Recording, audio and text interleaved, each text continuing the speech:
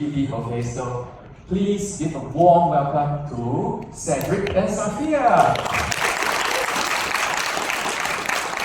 Alright, thank you, Robin. My name is Cedric and this is Safiah. So first of all, thank you everyone for coming down for our session.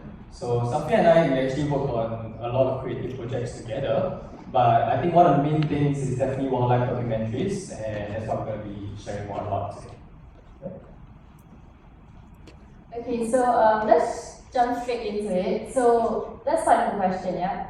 What if we told you an image can change the world? So I'm sure that for many of us, we have this visual in our head that sparks a passion inside of us.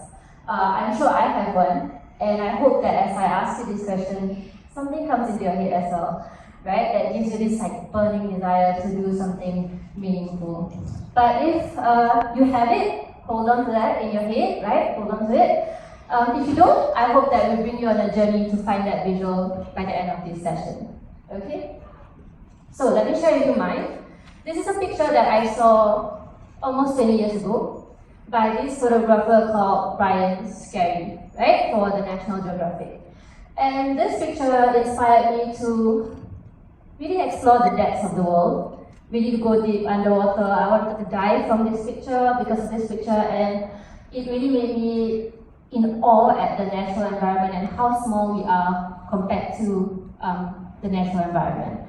But here's Cedric's it picture, if you will. Yeah, so you guys might be wondering that, oh, I might have also a wildlife from Nat Geo kind of thing, but no. Okay, so this guy, if you guys know who he is, he's a travel creator in the past. He was really popular back then because of his travel videos. He goes across the world and he shoots amazing visuals. So this guy actually inspired me to change from photography to videography. So I wanted to be like him. I wanted to travel the world and capture amazing footage. Yeah. Okay, so before we get into where we are right now, first we need to talk about where we came from, right? Because with documentary, it's all about the story, isn't it? So here's a little bit of our story. Here's me, a very, very young me, cuddling an African penguin, being under the close watch of other African penguins. Since a very young age, I think even before I learned how to speak, I knew I had a very innate connection to animals, and I knew I wanted to work with animals as I got older. But somewhere along the way, the pressures of being in Singapore system kind of got to me, and I went to JC. But I did extremely badly, maybe luckily for me in hindsight, and I decided to drop out. But when I dropped out, I was very lost, as you can imagine, right? And that's when that first picture I showed you, that kind of saved me. It redirected me back to my passion, back to what I realized I'm supposed to do. So that's when I went back into school and I did veterinary bioscience in Polytechnic, right? And after that, during school, I was working with animals, and after school, I worked professionally with the penguins and puffins for 4 years. So in total, I worked with animals for about 10 years. And somewhere along the way, I got lost again because society got to me again. So I left the industry, and on top of that, also the truths or the reality of the animal tourism industry messed with my mental health a little bit, yeah? So I left, but the moment I left, I really missed the animals so much, and the only connection I had to nature was intermittent diving trips to Bali and Philippines, right? So those kind of brought life back to me while I was chasing the career ladder in other industries, but soon those intermittent trips wasn't enough also. And I was like, what's more, what can I do? And that's when I decided to ask my very good friend, one of my dearest friends, like, hey, I want to get into photography. Can you like tell me what camera I should get, what lens I should get? And she said, hey, don't get a camera, it's very expensive. Why not you use mine? So she was very generous, and I said, okay, thank you so much, right, for the very kind offer. So I hold on to her camera for a very long time, and I decided to explore Singapore's nature with said camera. And as I was like holding on to her camera like one day on a rooftop garden, very randomly, one place in Singapore on a rooftop garden, this dragonfly landed beside me. And mind you, I am extremely afraid of flying insects. But somehow at that moment I didn't freak out. I took the camera, pointed the lens at the dragonfly, and snap the picture. Zooming in into that picture, my whole mindset changed. I saw details on that dragonfly that I didn't see before. The colors, the intricacies of the wings, the details in the eyes, the furry legs and everything. There's a whole world in that creature that somehow for 26 odd years I didn't appreciate.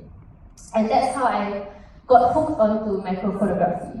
So macro photography was my escapism, a way to escape the city life here in Singapore. I took my camera and explored the nature here in Singapore, and that's how my love for wildlife combined with my love for photography and the camera. But Cedric's story is very, very different. Right, so for me, my story is actually a bit more flipped compared to Safiah, right? So I found the camera first. So after my NS, I didn't go to uni, I started a job straight away. And my first job was in a travel publication. And this job actually allowed me as a videographer to travel to multiple places to showcase, to like sort of bring people there through my videos, right? And I did that for about 2-3 years. And towards the end of the 3 years, right, while I was on this trip, this Japan trip, right, while I was filming it, I felt this sense of like disconnect. Because we were traveling from places to places so fast that we wanted to cover things as much as we can, right? But I realized like, oh, you know, I'm not actually appreciating the sites. I'm not actually learning about it, you know. The more I spend there, actually, I felt even disconnected to the place that I was interested to visit in the first place. Yeah, so this trip was a pretty life-changing trip for me, because at this point I realized, okay, I need to find a way through videography that I can understand a place more or a story more. Yeah. So just give you an example, right? This my first time. You guys have ever been to Bali, Nusa Penida? You guys probably know where this place is. This is the Kelingking Beach. It's famous because the cliff is sort of shaped like a dragon's head. Yes. So this was the first time when I went over. You know, really good. You know, amazing sights. I was really like, wow, this is really cool, right? The second time I went back because of my work trip, this was what I was more focused on, right? Tons of tourists all trying to capture the same exact photo. You can see this guy that was like on the loft trying to capture a photo for his guests. Yeah, and this is what's happened. But as of recently, there is news that they are building a lift to cater to tourists down to the beach. Yes, and this is ongoing. This is actually being built. Yeah. So another example. So this was me in right after I quit my job, right? And I wanted to find like, oh, what is my calling in a sense? Yeah, I dropped like a sum of money to go explore South America, travel across South America, and one of the places that I managed to visit was actually the Amazon rainforest, right? So I spent 5 days up there, and I got to see a beautiful biodiversity of animals, right? But while I was there, right, I actually also saw the threat, which is agriculture and logging.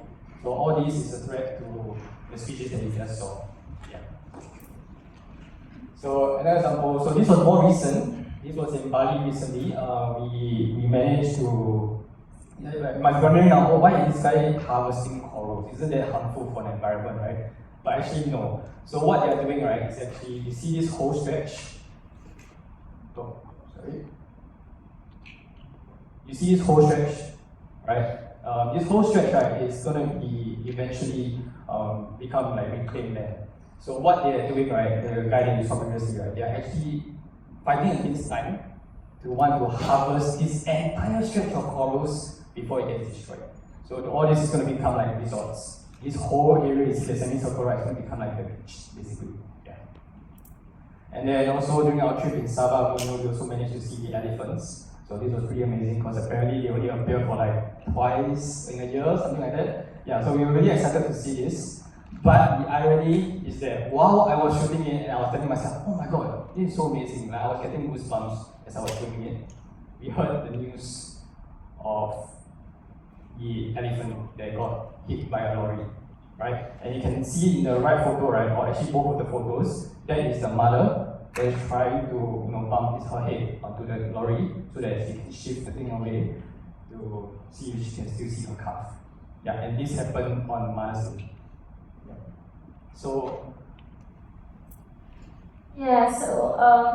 very heartbreaking things happening all around us every day, actually. Like I said earlier on, diving was one of the ways that I find solace many years ago when I was traveling to Bali. But this was Bali just about 2 years ago. The manta rays are basically swimming in hordes of plastic. So over the last 10 years that I've been to Bali time and again, I actually witnessed firsthand in the waters how things are changing. And that really told me that I need to do something about it.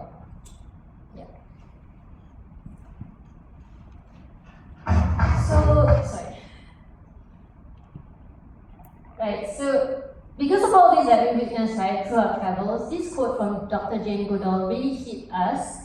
Only if we understand can we care, only if we care will we help, and only if we help shall all be saved. So, with that in mind, the two of us, we decided to come together, combine our skills, combine our passions, and create documentaries, create moving visuals revolving around the original landowners, be it if the original landowners are wildlife creatures themselves or the Aboriginal people of said land, and trying to spread awareness about the important things that are happening around the world. Yeah. And so with that being said, here's a little clip. Please enjoy it. Here's a little preview of what we've been up to over the past few years.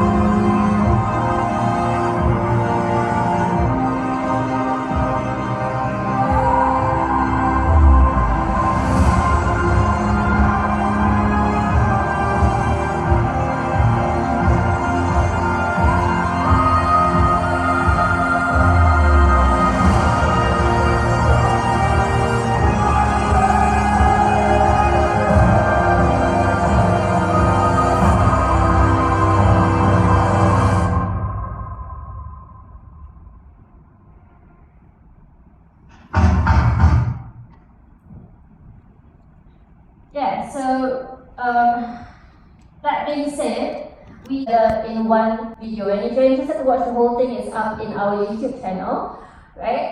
And all of this was done just with the two of us and two mirrorless cameras. So yeah, and we had a lot of fun doing it. Another thing we did very early on in our journey together was when Cedric was in the Amazon. Yeah, so remember I quit my job, right? So I spent some money to go on a South America trip, and before I even went on this trip, I knew, right, in order to find what my sort of like videos that I want to work on eventually is, I needed to go there and try to document a story. So I did a bit of research before I went, and I found out that there was a team that is trying actively to protect this entire corridor of the Peruvian Amazon. So I went there knowing in mind that I was going to be creating a documentary, but in 5 days. It's like, I don't know what's going to happen, I just went there and with that in mind. And yeah, so I was lucky enough to meet Paul Rosby. He's a conservationist that is currently actively protecting this area. And this trip sort of like changed me because it highlighted the human and wildlife conflict as well as the human and wildlife connection. So what that means to me is basically, we as humans, we are the ones that is destroying the forest, but we are also the ones that are able to restore it. So since all these trips, all these projects we have done, right, whatever we have on upcoming projects that we are doing, or we sort of like embody this idea, which is like question or the Human Media Corp Awards in 2024. So that kind of solidified the idea that it's right to chase after what truly resonates with you, your passion. Yeah. Yeah. So now let's talk a little bit about our gear, right? So as I shared a little bit about me, started from very humble beginnings. After I finally returned my dear friend her camera, a very beloved camera, she calls it Rajni. I decided to get my own, right? But at that point, I was still very young, you know, earning okay salary lah. I studied until diploma at that point. So I got myself a second-hand camera, right? I DIY all my diffusers and I was using a discontinued macro lens also. So just start with whatever you have, honestly. Just start with whatever you have and niche down, know what you're trying to focus on. And with that being said, we don't need the best tool, you know, you don't need the most expensive thing. You just need the right gear that works for you. Yeah, so this is the gear that has worked out for us on our projects. So the main camera, video camera is going to be the Alpha A7S III. And for photos wise, we always choose a high megapixel camera because of wildlife we can punch in. So it's either one of those. And then for lenses wise, we always use the 24-70 on the video. That's the main thing. And 16-35, I use it mainly for underwater. And we always have a prime with us just for like interviews and maybe for portraits, just a bit. Not that much. And both of us actually use the 200-600 to capture wildlife. Yeah. So here's some behind the scenes of what we do. So you can tell the places where we interview them is quite like different. There's one in the middle of a forest, there's one on a boat, and then there's one just by the side of the road. So with all these things, right, we need our gear to deliver and hold up, right? Yeah. So for example, this is a pasir. We found this guy, also like basically I need to shoot this at night, right? So luckily the A7S III has a low base ISO, so I was able to just stick to 12,800 and yeah, I mean you can tell it's pretty much like there's no noise or whatever. So yeah, pretty cute actually. Yeah. Very rare to find, so it's a lucky spot. Yeah, and like right beside, I didn't capture it, like right beside it was some other actually. Yeah, really rare. And then amazing thing about the A7S III also, it has 4K 120. So basically, I guess it's 100 if it's like L or whatever. But basically, we're able to slow down the footage and just appreciate the shot of this around time. Oh, that's a baby, by the way. Really cute. Yeah. Yeah, and this shot was taken with the R2. The great thing about the R2 is the 42.4 megapixels. So this was actually taken really far away, even though it punched in all the way to a 600 zoom. It was still really far, but I could crop all the way in to make it seem like it was only a few couple hundred meters away, and managed to get a very crisp in the moment flight shot. And this one was taken with the R5. We knew that this proboscis monkey was about to jump from a branch on the left-hand side, not pictured, onto this tree trunk over here. So I just planted the camera here, got ready, and managed to get that exact moment where he leapt and clung onto this tree trunk with the help of the 10 frames burst. Yeah. Yeah. So these are the gears that fit us, right? After trial and error, we found out that these are the gears that we really go back to. But if we were to tell ourselves in the beginning, right now, what are some advice that we would give, right? So here are some. So first is to know your shooting style. Definitely depends on if you're shooting macro, you're shooting wildlife, or you're shooting landscapes, right? It determines what kind of lens you should get. Whether you need the fast FPS per the burst, or if you need the high megapixel camera. Yep. And for us, like we just said, because the environment that we work in, right, we need to work like day and night for the wildlife. So which is why we definitely have the A7S III because it works in both conditions. Yep. And then also to invest for quality. Now, if you can try to save up along the way and then try to invest for a good lens because it matters more than anything. So primes are definitely sharper, that's for sure, even for video. And for zoom lenses are actually more versatile. But prime lenses is that you have so much different focal length that you need to bring, right? So it's going to be additional weight. And so which is why sometimes we revert back to zoom lenses because in the moment, be it wildlife or be it like the behind the scenes of the organizations that we are shooting, we have to like punch in and out, right? So these are easy for us. And finally, the advice we will give is to use what you have, practice what you know, and master your gear. So do this before you upgrade into something new, or because sometimes like for me at least it's like I need to master it, I need to know all the in and out before I learn new features. Yeah. Okay, so with that being said, let's show a little bit more of our clips. taking you through documentary through our lens, right? And the first place we're going to take you to is Saudi Arabia. So we had the opportunity to visit Saudi Arabia earlier this year, and although we were there for a chunk of it was for the wildlife, another thing that really hit us was the culture, the architecture, the desert landscape, the hospitality of the people. But one of our main focus there was the Shara Nature Reserve. As you can see, those are the Arabian oryx that you just saw on screen, and we were on the hunt for them because they have a very interesting story. They were actually thought to be extinct at one point and suddenly made a comeback in the wild, and that really brought all the local ecologists, the biologists, the conservationists, the tour guides together, and they were also pumped up and okay, hey, let's protect this place, and that's kind of how the Shara Nature Reserve started its conception, right? And another thing they're trying to do is to reintroduce the Arabian leopard back into this landscape. So it has disappeared from this landscape for many, many years, right? But if you think about it, right, this group of very, very passionate people, they found their calling, they're coming together. They didn't get to grow up with this landscape. During the time that they grew up, all these natural landscape, the animals here, they were gone, right?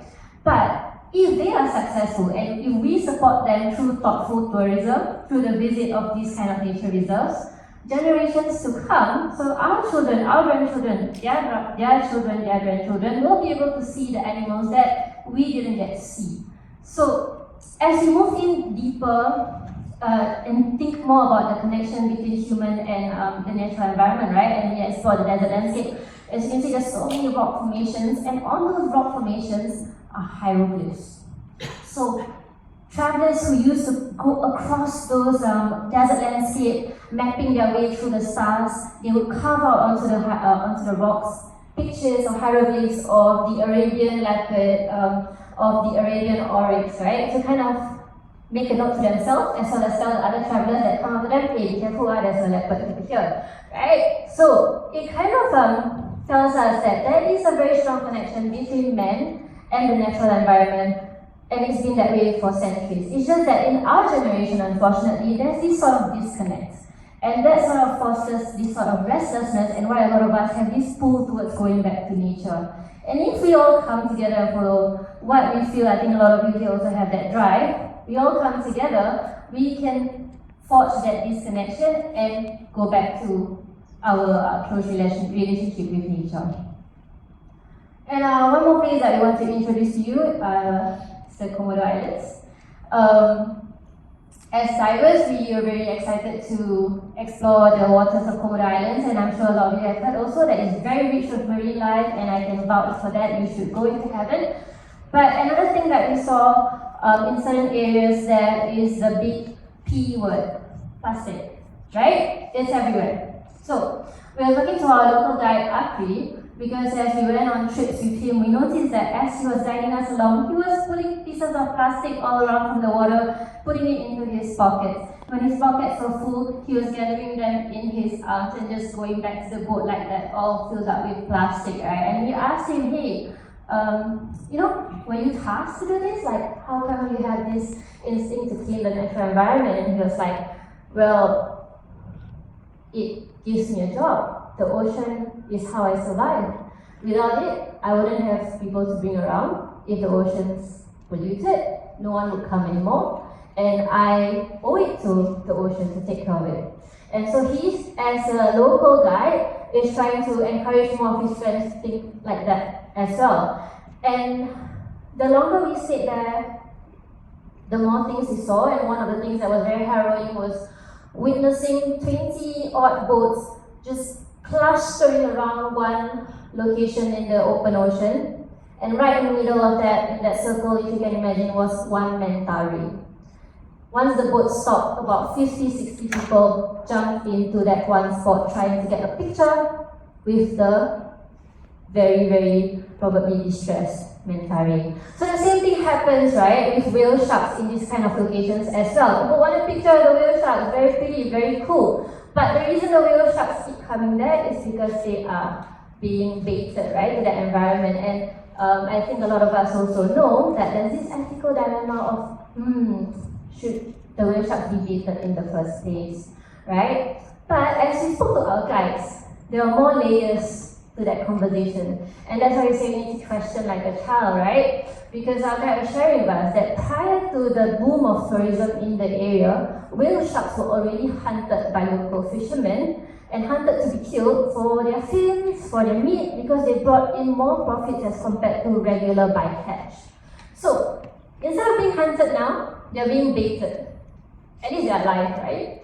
But then let's say, if we were to stop the baiting from happening, the guide shared with us that the local fishermen might revert back to killing the whale sharks instead because they have to find a way to find an income.